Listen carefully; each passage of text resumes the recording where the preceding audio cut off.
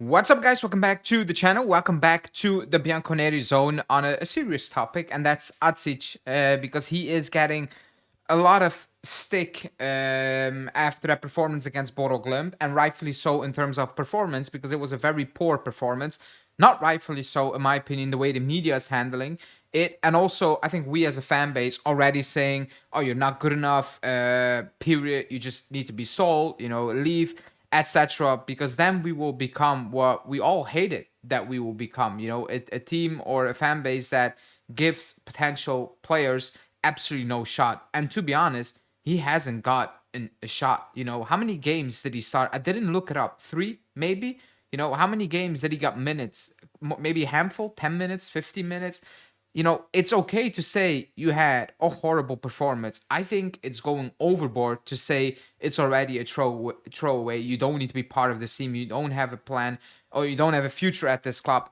With time, you might be right. There's no future for Adzic at the club. Who knows?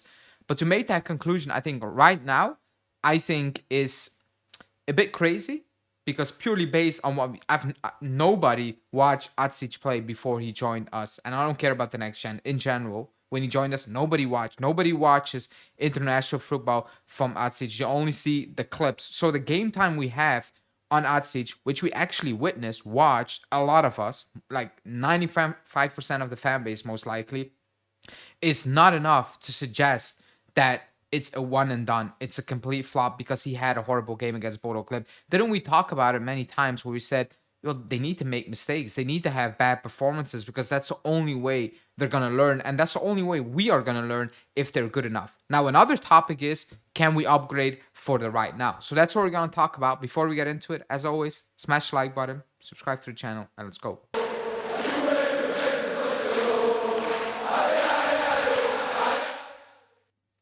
Okay, so the Bodo Glimt game is already a bit far away, and he was bad. That first half, it was a disaster. That's how you can describe it. It was horrible. He did absolutely nothing well. And you can see that he was struggling, and you can see that he knew he was having a horrible game, but he had no way to adjust it mid game, and you saw that he was very frustrating with himself. You saw that he was looking for answers, very like misplaced passes that he's probably never going to misplace again to that extent, where there was acres of space to put somebody open on the wing, and he overhits it, he underhits it, not slightly, like by a lot of space, just way too off, and you can see that he was struggling. Now, it's very easy to say he's not good enough after that performance, but is the sample size big enough? Because if that's the case, then we have been backing players,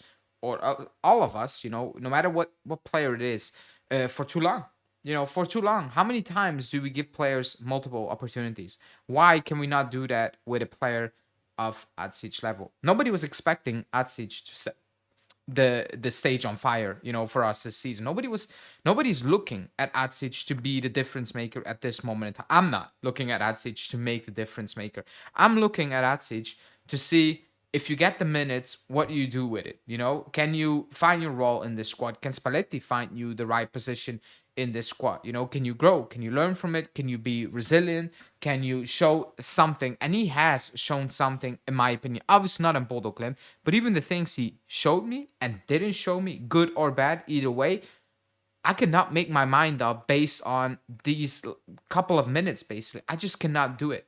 I don't think it's fair towards him. And I think then we will become a player where it's impossible for a player to come out, out of the next gen, or we sign a younger player and he succeeds at this club. It's already difficult for a young player to succeed at this club because of the shambolic state we're in. Let's be honest, we shouldn't be looking at an Adzic to be the difference maker in a must-win game in the Champions League. It shouldn't be. We should be looking at 80% of the squad, and not the 20% where Adzic belongs at this moment in time. I think that's also a thing we need to keep in the back of our mind, because if anyone thought he was going to carry that team yesterday or against Bodo Glimt or in any games in the near future, that's crazy, in my opinion. These are not the players that should be carrying the team.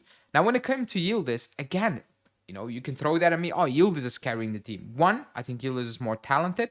But two, Yildiz didn't get thrown in from moment one in a must-win Champions League game, and we were like, win us the game, make a difference. We didn't do that. His breakaway game was against Frosinone, and only because we had so many injuries that Allegri, like, he had a choice. He could tweak the squad, but there was nobody really left. He needed to kind of play Yildiz.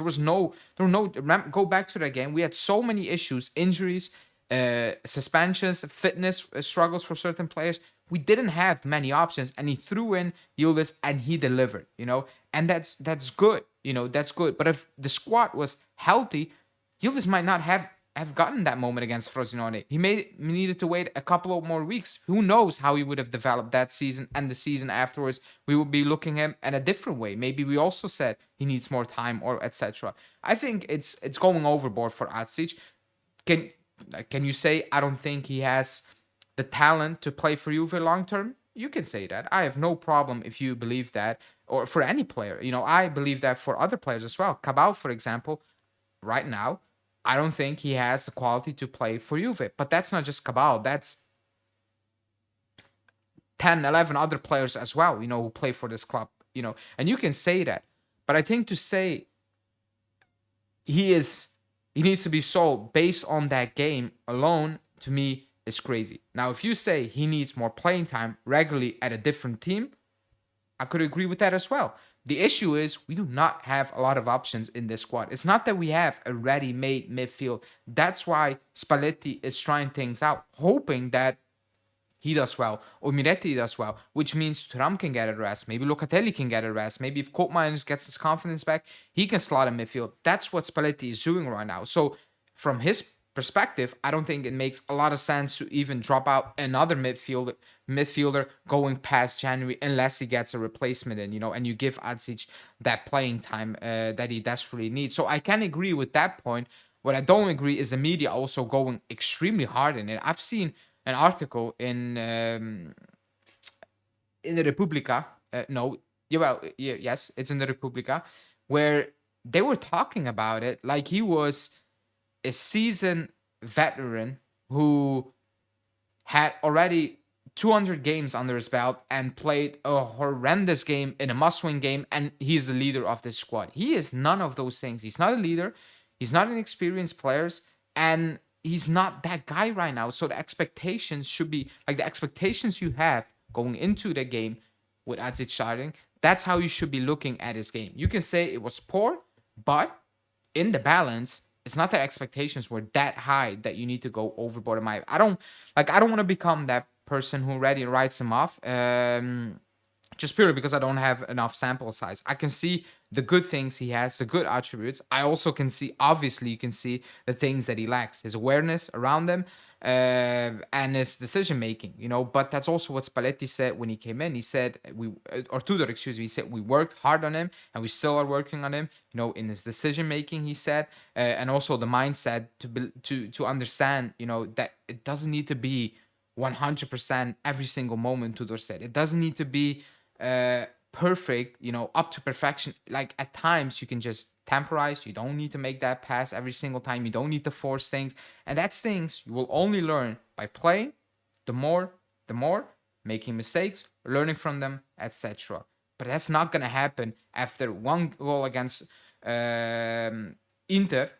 It's another start and a couple of minutes here and there against Cremonese, etc. That's not gonna be the reason how he is going to explode.